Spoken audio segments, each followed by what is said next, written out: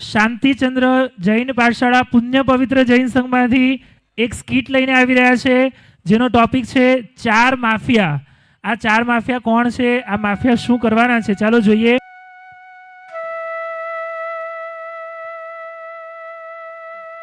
પ્રણામ. મોક્ષ માર્ગમાં બાધક એવા ચંડાલ ચોકડીને આપ જાણો છો? આ ચંડાલ ચોકડી આત્મા પાસે એવા મોહનીય કર્મ બંધાવે છે કે તેને આત્માના ગુણોનો વિકાસ કરવા જ દેતા નથી. ચંડાળ ચોકડીનો સોબત કરવાથી અનંત આત્માઓ દુર્ગતિમાં ગયા છે એને જશે, ને જે આત્મા ચંડાળ ચોકડી પર વિજય મેળવશે તે અચૂક મોક્ષ રૂપી લક્ષ્મીને પ્રાપ્ત કરશે. જોવા જઈએ તો જે આત્મા આ ચાર ચંડાળ ચોકડીથી વળગેડા હોય છે તે મોક્ષથી દૂર થઈ જાય છે, ને એ જ આત્મા ચાર ચંડાળ ચોકડીથી દૂર થઈ જાય છે તો તે મોક્ષ માર્ગની નજીક જઈ શકે છે. આ ચાર ચંડાળ ચોકડી એટલે કોણ? ક્રોધ, માન, માયા અને લોભ. તો ચાલો નિહાળીએ આ ચાર કસાઈને. આ ચાર કસાઈ રૂપી મિત્રો અહીં આપણી સાથે છે. તેમના વચ્ચેનો સંવાદ આપણે સહુ સાંભળીએ અને નિહાળીએ.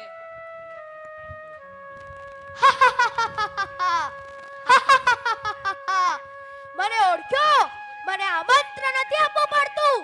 એવો હું છું ક્રોધ.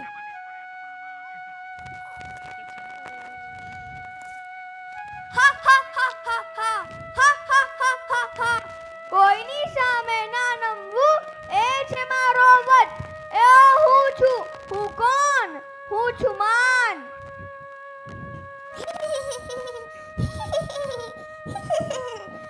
હું અદ્રશ્ય છું. હું જે છું તે દેખાતી નથી, અને જે દેખાય છે તે હું નથી. હું છું હું છું માયા.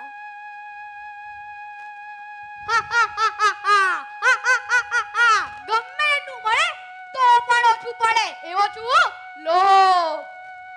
ઓ માન, માયા ને લોભ, આગળ ખસો.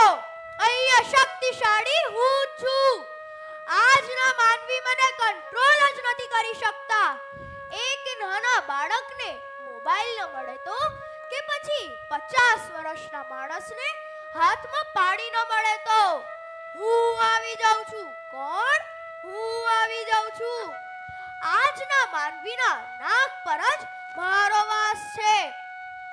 અરે તમને ખબર છે, ક્રોધ કરવાથી શુદ્ધ ચારિત્ર પાડનાર ચંદ્રરુદ્રાચાર્યને પણ ચંડકોષ્યાનો અવતાર મળ્યો હતો. હું વિનય નામના ગુણને તો ખાઈ જ જાઉં છું.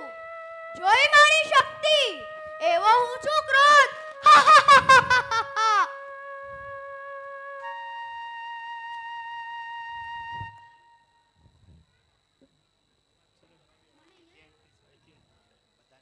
ગતિ એ હવી કહે કેવલ નાણી, હાણ કરે જે હેતની જાળવજો એમ જાણી.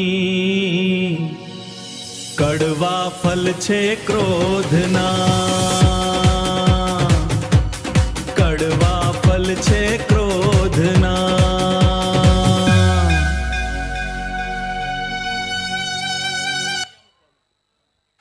ઓ ભાઈ ક્રોધ, તું બહુ ચનાના ઝાડ પર ના ચડીશ. તારા કરતા તો હું શક્તિશાળી છું. હું માન છું, અભિમાન છું, અહંકાર છું, ઘમંડ છું, મદ છું. સમજ્યા? અરે તમને ખબર છે, બાહુબલીજી 1000 વર્ષ સુધી તપ કરે છે, કૌશકમાં રહીને ધ્યાન કરે છે, છતાં પણ મેં એમને કેવો જ્ઞાન ના થવા દીધું.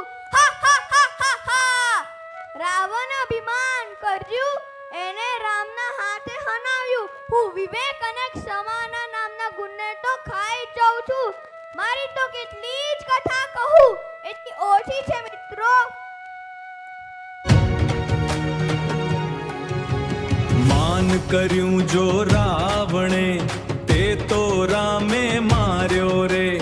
દુર્યોધન ગર્વે કરી, અંતે સવી હાર્યો રે. રે જીવ માન ના કીજીએ, રે જીવ માન ન कीजिए।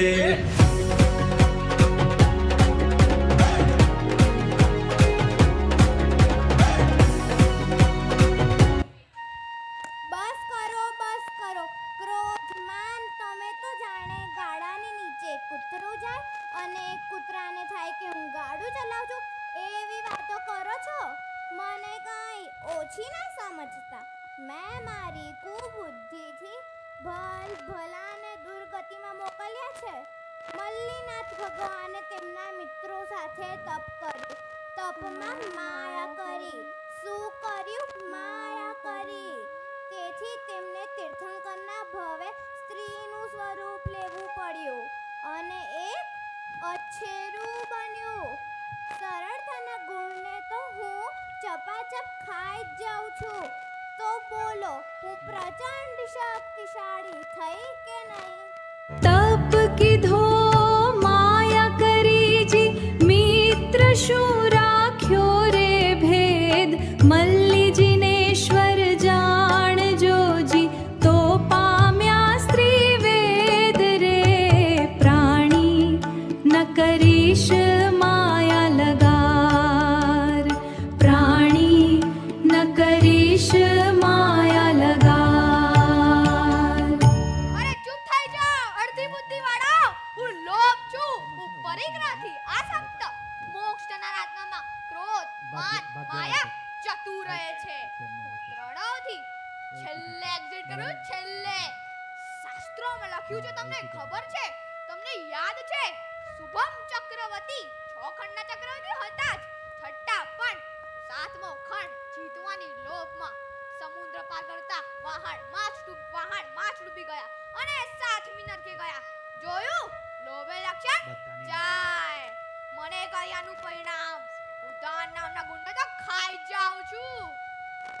જોતા લોભનો થોભ દિશે નહીં રે, એવું સૂત્ર સિદ્ધાંતે કહ્યું સહી રે. લોભે ચક્રી સુભૂમ નામે જુઓ રે, તે તો સમુદ્રમાં હે ડૂબી મુઓ રે. તજે લોભ તેહના લેવું ભામણા રે, તજે લોભ તેહના લેવું ભામણા રે. જોઈ અમારી શક્તિ. અમે તમને જ પૂછીએ છે. અમારી ચંડાળ ટોકડી સાથે કરશો દોસ્તી? દોસ્તી કરવી છે કે છોડવી છે? બોલો બોલો. તમને 4 કસા છોડવા જ છે ને? મોક્ષની નિકટ જવું જ છે ને? કેવી રીતે જશો? પરિણીતિનો ધર્મ કરીને, એટલે કે ક્રિયા સાથે ભાવ જોડીને. અમારા જેવા 4 કસાયો પર વિજય મેળવી વેલામાં વેલી રીતે મોક્ષે પરમ પદની પ્રાપ્તિ થાય. ક્રોધ માન માયા લોભ આત્મના દુશ્મન 4, મોક્ષ માર્ગના અવરોધ ચાલો આજે છોડીએ સૌ. ક્રોધ માન માયા લોભ, ક્રોધ માન માયા લોભ.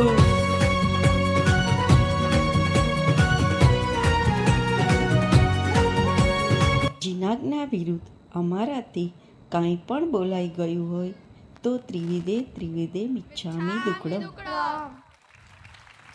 બહુ સરસ. પ્રાચીન સજ્જાઓને લઈને આખું ક્રોધ, માન, માયા, લોભનું સ્વરૂપ આપણને બતાવ્યું. એકવાર જોરદાર અનુમોદના આ પાઠશાળા અને પાઠશાળાના તમામ બાળકોની.